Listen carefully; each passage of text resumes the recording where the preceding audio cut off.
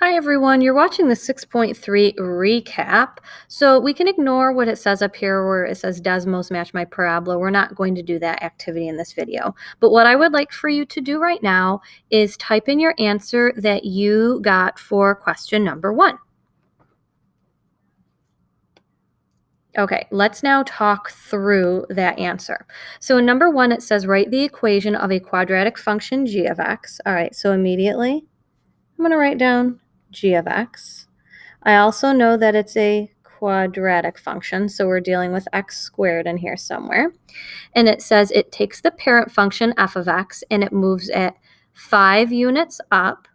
Okay, so if I'm moving my function 5 units up, that means I'm going to have a plus 5 on the outside because the outside tells the truth, the inside lies. So if it says it moves it 7 units to the left, what that means is inside the parentheses, our left and right move is on the inside. So it's moving at 7 to the left. Remember, inside lies. So left would typically mean moving it into the negative direction. And in order to do that, we have to have x plus 7. So here's the issue now. We still haven't taken into consideration that it should be squared because this is a quadratic function. And we still haven't talked about reflecting over the x-axis. You got it. We need to have a negative out in front. So this is what your equation should look like for number 1. Okay, moving on to number 2.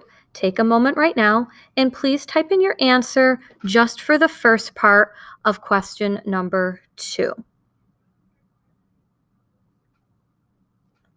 All right, so in number 2, it says write this function in vertex form and show your work algebraically.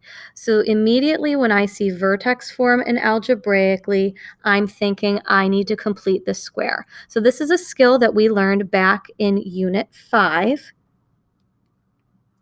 So in order to do that, we are going to complete the square. AKA, we're going to move the plus 121 off to the side because he's not helping our cause right now. What we're trying to do is get our equation in vertex form. We didn't talk about that last unit because we didn't know what vertex form was, but this is a shifted form of a parabola. So we want our equation to look something like this that we have in number 1 in purple.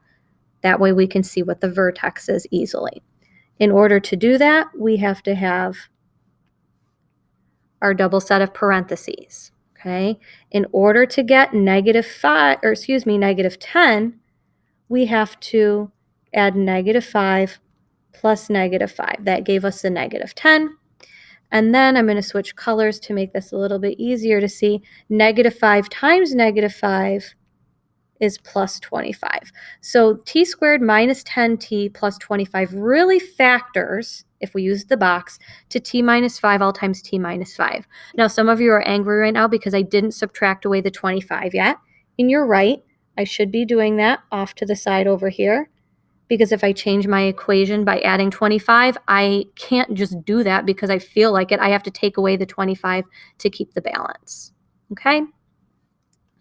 My next step is I'm going to have to add 121 minus 25. So what is that going to be? Plus 96. Did I do that right? Okay. And then we will have h of t is equal to, well, t minus 5 all squared plus 96. Okay, take a minute right now and type in the answer for what the vertex of h of t is. Now that we did this all together, this should be very easy for you to come up with. All right, if you said 596, you are correct. So what you could have done here is you could have graphed it. You have to use x's on your calculator and then just found the vertex, so the turning point. So you'd have had a parabola that looks something like this. And this is the point right here. This is your vertex, the bottom, the minimum that this happened at. Or some of you realized this is always a vertex. That is 5 to the right, so that's why it's a positive 5 and 96 up. Okay, number 3, please type in your answer for number 3.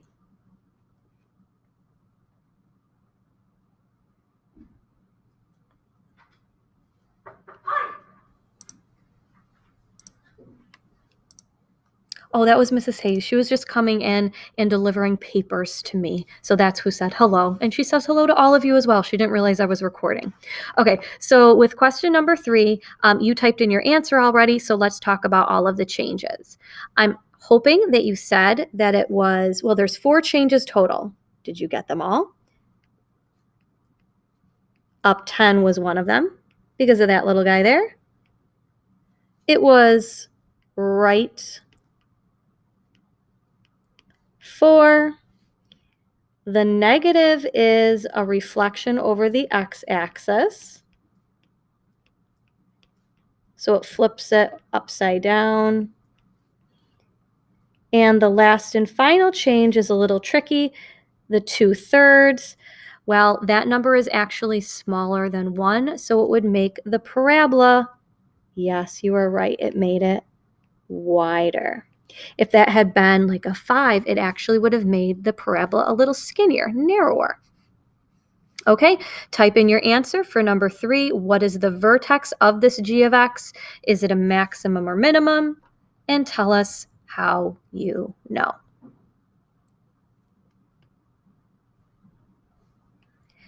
Okay, what is the vertex? I'm hoping that everyone said that the vertex is a point 4, 10. 4 to the right, 10 up. Is this a maximum or a minimum? Well, in order to be able to, you know what, I'm going to erase something that I drew up here to help us see. A maximum or minimum depends on if the parabola is opening up or down. This negative here is telling us that the parabola is opening downward. So if the parabola is opening downward, I'm just going to sketch this. That means we're looking at a maximum.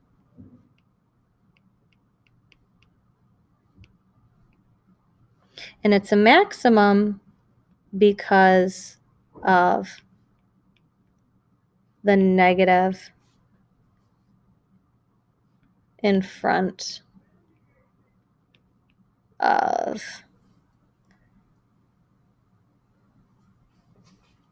let's say, the 2/3 x minus 4 all squared piece. So if there's a negative out in front there, that means that it will be flipped upside down. Therefore, it is a maximum.